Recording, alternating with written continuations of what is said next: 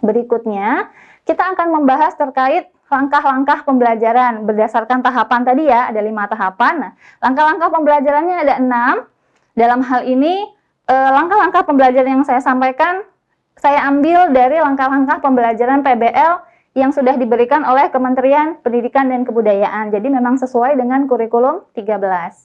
Langkah yang pertama yaitu adanya konsep dasar. Jadi, guru sudah menyiapkan konsep dasar yang akan dibahas oleh siswa dalam diskusi kelompoknya.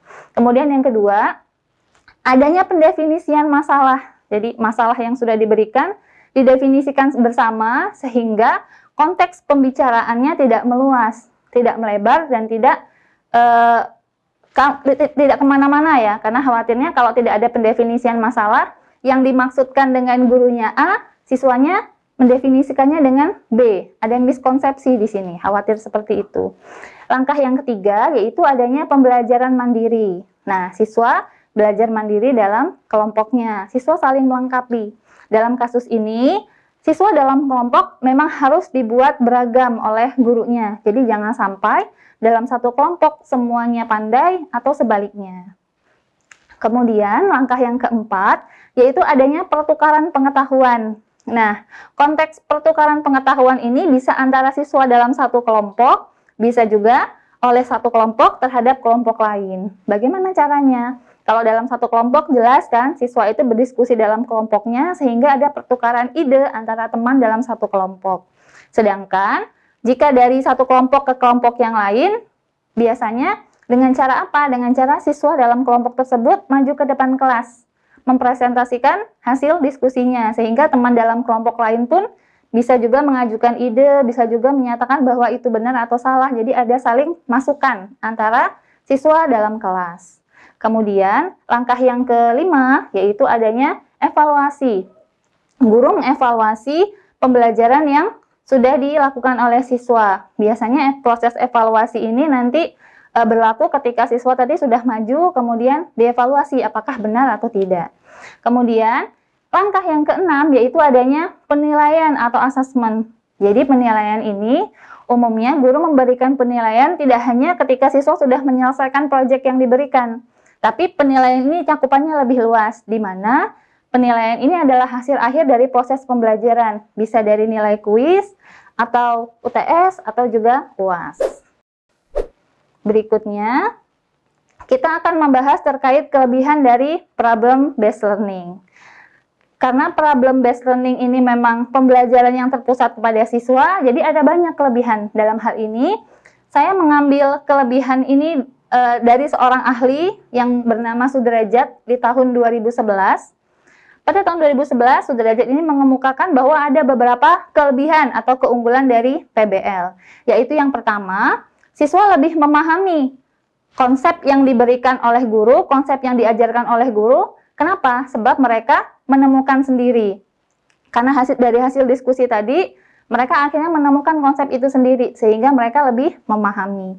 Kemudian yang kedua ini siswa kan lebih terlibat secara aktif ya. Nah, maka kelebihan yang kedua ini adalah melibatkan siswa secara aktif dalam memecahkan masalah dan menuntut keterampilan berpikir siswa yang lebih tinggi, sehingga biasanya siswa lebih bersemangat.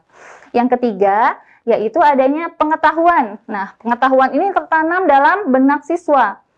Berdasarkan apa? Berdasarkan skemata yang diberikan oleh siswa, sehingga pembelajaran ini lebih bermakna. Karena tadi ya, dari siswa, oleh siswa, sehingga lebih tertanam dalam benak siswa. Nah, kelebihan yang keempat, yaitu siswa dapat merasakan manfaat dari pembelajaran, sebab masalah yang diselesaikan secara langsung dikaitkan dengan kehidupan nyata. Nah, karena terkait dengan kehidupan nyata, maka manfaatnya bisa dirasakan langsung oleh siswa itu sendiri. Kemudian yang kelima, menjadikan siswanya lebih mandiri. Siswanya tadi kan belajar sendiri ya, guru hanya memantau sehingga dia lebih mandiri, mampu memberikan aspirasi terhadap temannya, terhadap pendapat temannya. Kemudian siswa ini juga belajar menerima pendapat orang lain. Selain itu juga siswa ini lebih tertanam sikap sosial yang positif ya tentunya di antara siswa, sehingga mereka lebih saling menghargai. Yaitu berikutnya kelebihan yang keenam, adanya pencapaian ketuntasan belajar siswa yang lebih baik atau yang lebih tinggi sesuai dengan yang diharapkan. Karena memang tadi siswa lebih memahami materi, siswa lebih menyenangi materi, sehingga secara evaluasi hasil belajarnya pun sesuai dengan yang diharapkan oleh guru. Berikutnya yang terakhir, kelebihan yang keenam, yaitu siswa lebih memahami konsep yang diajarkan sebab mereka sendiri tadi. Oh maaf, itu tadi yang pertama ya. Jadi yang keenam sudah selesai. Baik, yang berikutnya adalah kekurangan dari problem based learning. Nah, kelebihannya tadi ada 6 poin ya. Kalau kekurangannya tidak sebanyak yang kelebihannya, karena memang pada materi problem based learning ini lebih banyak kelebihannya, lebih banyak manfaatnya dibanding kekurangannya. Ada 4 poin dari kekurangan PBL. Yang pertama yaitu adanya persiapan pembelajaran, baik itu alat, problem, dan konsep yang kompleks. Jadi memang gurunya harus mempersiapkan pembelajaran dengan lebih ekstra. Karena tadi problem yang harus disiapkan oleh guru itu juga lebih kompleks. Maka guru harus lebih sensitif, guru harus lebih selektif dalam memilih materi pembelajaran. Kemudian kekurangan yang kedua yaitu sulitnya mencari permasalahan yang relevan. Pada materi-materi tertentu dalam mata kuliah matematika, materinya ini tidak selalu relevan dengan kehidupan sehari-hari. Nah, maka guru terkadang agak kesulitan menemukan materinya. Kemudian kekurangan yang ketiga, yaitu sering terjadi miskonsepsi. Nah, ini yang saya bilang tadi. Terkadang gurunya hendak mengajarkan tentang sesuatu A, gitu, tentang A, ternyata siswanya ini menangkapnya berbeda. Menangkapnya B misalnya. Jadi adanya miskonsepsi antara siswa dengan guru sehingga siswanya itu tidak menyelesaikan materi sesuai dengan yang diinginkan oleh guru. Nah, dalam hal ini antisipasinya bagaimana? Gurunya harus memang sering mengelilingi kelompok-kelompok yang ada pada siswa. Jadi berkeliling dari kelompok satu ke kelompok yang lain. Tujuannya apa? Mengecek agar pembelajaran ini tidak kemana-mana, agar pembelajaran ini sesuai dengan yang diharapkan oleh gurunya. Kemudian kekurangan yang keempat, yaitu pembelajaran ini memerlukan waktu yang cukup panjang. Kenapa?